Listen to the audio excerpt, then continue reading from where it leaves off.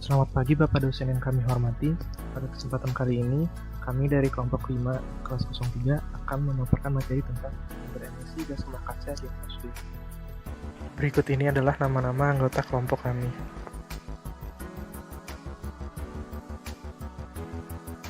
Pada kesempatan ini, kami akan membahas 4 subtopik yang kami pilih. Yang pertama adalah sumber alami gas rumah kaca, yang kedua adalah sumber antropogenik gas rumah kaca, yang ketiga adalah kaitan sumber alami terhadap perubahan iklim, dan yang terakhir adalah kaitan sumber antropogenik terhadap perubahan iklim. Sumber gas rumah kaca alami yang pertama yaitu emisi dari erupsi gunung berapi. Gas yang paling banyak dilepaskan dari letusan gunung berapi adalah uap air. Namun terdapat pula gas-gas lain yang dipancarkan, termasuk karbon dioksida, belerang dioksida, hidrogen sulfida, karbon monoksida, hidrogen klorida, dan hidrogen fluorida yang umumnya masuk ke dalam gas-gas rumah kaca. Kedua, emisi dari kebakaran atau degradasi rawa gambut. Hutan rawa gambut adalah hutan terbesar penyumbang emisi karbon. Rawa gambut yang terdegradasi tidak mempunyai manfaat bagi masyarakat dan bisa menjadi sumber bencana kebakaran. Emisi lahan gambut dihitung dari luas lahan gambut terdegradasi, baik akibat kebakaran dan oksidasi biologis yang menghasilkan metana yang diasumsikan terjadi. Untuk sumber emisi yang ketiga yaitu emisi yang berasal dari kebakaran hutan. Akibat dari kebakaran hutan, maka dihasilkan gas karbon yang lebih besar. Emisi karbon merupakan salah satu penyebab terjadinya pemanasan global, di mana pemanasan global merupakan kejadian terperangkapnya radiasi gelombang panjang matahari yang dipanaskan oleh gas-gas efek rumah kaca. Sumber alamiah lainnya yaitu emisi dari lautan. Gas rumah kaca yang paling banyak merupakan uap air, di mana uap air ini mencapai atmosfer akibat penguapan air dari laut, danau, dan sungai. Meningkatnya jumlah uap air ini sebenarnya merupakan siklus yang terus berputar dari meningkatnya suhu bumi akibat efek rumah kaca.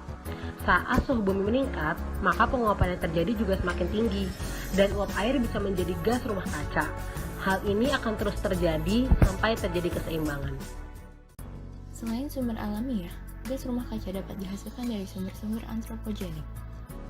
Pada tahun 2018, emisi gas rumah kaca terbesar dihasilkan melalui pembakaran bahan bakar transportasi seperti mobil, truk, kapal, kereta api, dan pesawat sebesar 28,2% dari GRK yang ada. Pembakaran yang lebih dari 90% yang berasal dari bahan bakar fosil berbasis minyak bumi akan melepaskan emisi gas karbon ke udara yang berdampak pada peningkatan gas karbon di atmosfer. Dalam skala besar, akan mengarahkan kepada peningkatan suhu permukaan bumi. Selanjutnya, gas rumah kaca juga dihasilkan dari kegiatan industri sebesar 22% pada tahun 2018. Sama dengan transportasi, emisi gas rumah kaca berasal dari pembakaran bahan bakar fosil untuk energi penggerak mesin-mesin. Pada industri, emisi gas rumah kaca juga dihasilkan dari reaksi kimia tertentu yang diperlukan untuk menghasilkan suatu produk. Proses-proses tersebut juga meningkatkan tingkat gas karbon yang ada di atmosfer. Sumber antropogenik lainnya adalah penggunaan listrik yang bersumber dari bahan bakar fosil. Pada tahun 2018, emisi gas rumah kaca juga dihasilkan melalui produksi listrik sebesar 28,2% dari GRK yang ada.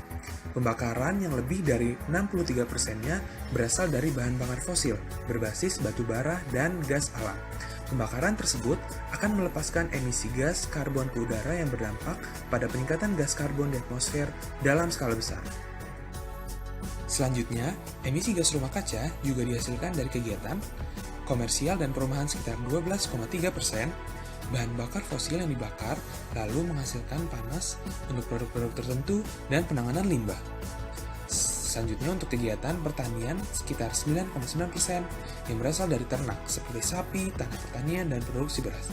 Selanjutnya dalam kegiatan penggunaan lahan dan kehutanan sekitar 11,6% karena area lahan bertindak sebagai penyerap CO2 dari atmosfer dan dapat dikatakan sebagai sumber emisi gas rumah kaca.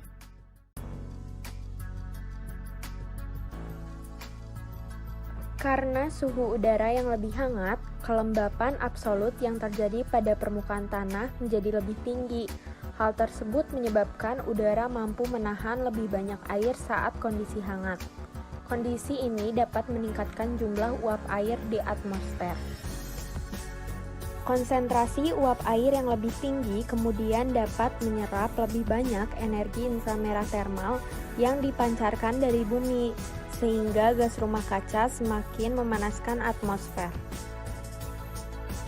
Kenaikan suhu di atmosfer yang diakibatkan sumber emisi alaminya gas rumah kaca menyebabkan terjadinya perubahan iklim di seluruh dunia. Pemanasan global juga mengakibatkan mencairnya kantong-kantong es di kutub utara maupun kutub selatan yang akan mengakibatkan naiknya permukaan air laut. Perubahan iklim yang tidak menentu akibat dari pemanasan global sudah banyak dirasakan saat ini. Beberapa daerah di Indonesia telah mengalami curah hujan yang sangat rendah sehingga terjadi krisis air atau kekeringan, sedangkan di daerah lainnya malah terjadi curah hujan yang sangat tinggi sehingga mengakibatkan banjir dan tanah longsor.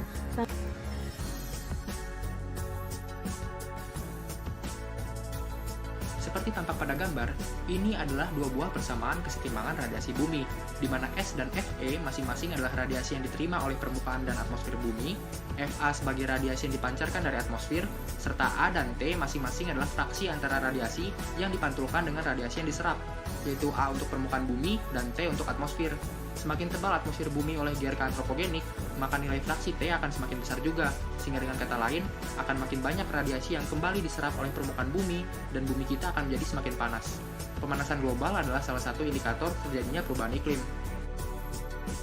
Salah satu dampak dari emisi gas rumah kaca adalah terjadinya cuaca ekstrim seperti tornado api, kebakaran hutan, badai tropis yang parah atau siklon. Fenomena El Nino dan La Nina sering diidentikan sebagai perubahan iklim. El Nino dan La Nina terjadi karena kenaikan suhu permukaan laut. Saat El Nino, kolam panas atau warm pool yang seharusnya berada di sekitar wilayah Indonesia bergeser ke arah timur Samudra Pasifik, sehingga Indonesia mengalami musim kemarau yang lebih panjang dari kondisi tahun normal, dan sebaliknya La Nina menyebabkan musim hujan. Demikian pemaparan materi dari kami. Mohon maaf apabila ada kesalahan, dan semoga ini menjadi manfaat bagi kita semua. Terima kasih atas perhatiannya.